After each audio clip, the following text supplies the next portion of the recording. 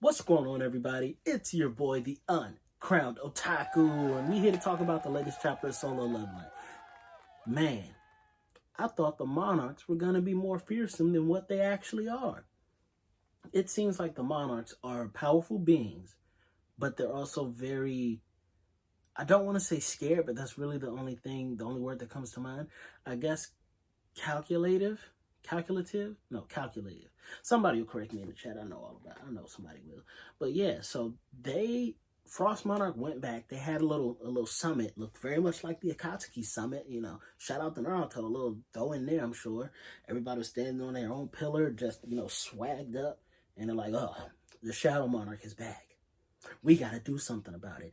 And you know what? Because up until now, the Monarch's been picking off the fragments of luminosity. And it really goes to show that the Monarchs are kind of cowards. They're very cowardly. They jumping on every set.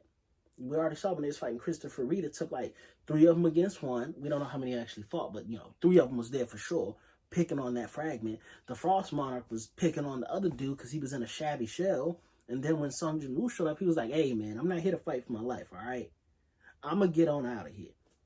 And when he tells everybody that the Shadow Monarch is back, one dude is like, yo, one of the Monarchs is like, yo, the Shadow Monarch is arguably either number 1 or number 2 strongest of the Monarchs. We need to wait for this Dragon Monarch dude to come back so he can regulate, because we can't compete with this dude.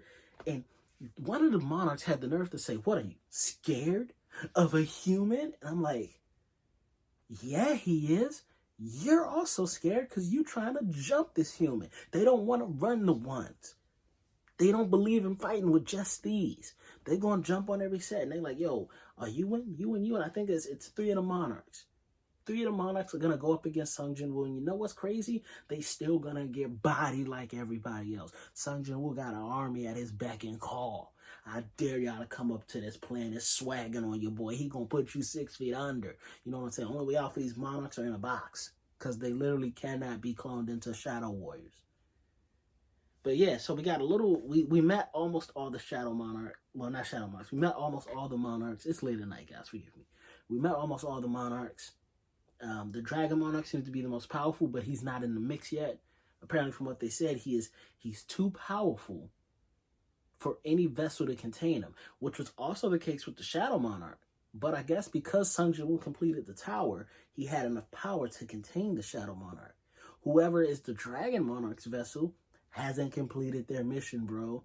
The Dragon Monarch cannot come topside. And what are the fragments of luminosity doing? Like, yo, Sung Jin-woo put out a call. Stay safe or come join him.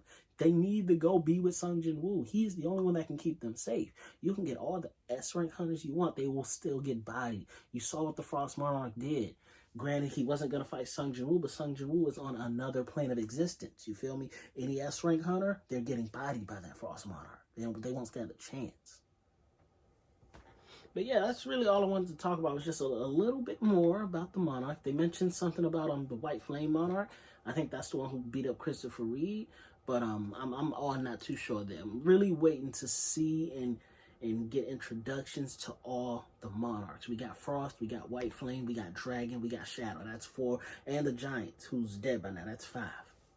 Can't wait to see what the rest are going to be talking. Meanwhile, I forgot, I should have led off the video with this. Moment of silence for Chairman Go Gun-hee. Ran the Korean Hunter Association like a real G. S-rank, maybe in his prime of national rank hunter. We don't really know yet. But yeah, that's going to be a lofty seat to fill. And I don't think his right-hand man is up to snuff yet. Like, the whole board was like, yeah, we want you to do it. You're S-rank. Hunters respect you. Well, is he S-rank or is he A-rank? He might actually just be A-rank. But he's like, yo, you're respected in the Hunter's world. You were his right-hand man. You can do this. We want you to do it. And he's like, nah, I'll think about it, man. I'm young. I don't think I'm ready, but I'll think about it. So I think he's wise. He's wise not to blindly accept, because it seems like if he accepted, he would be like a puppet, like a figurehead, honestly. But yeah, it's gearing up to be a good fight.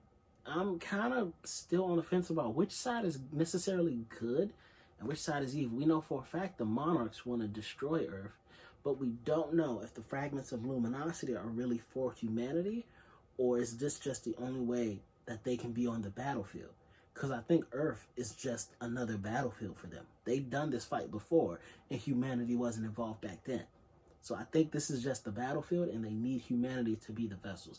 I'm not entirely sold that the Fragments of Luminosity people are the good guys yet.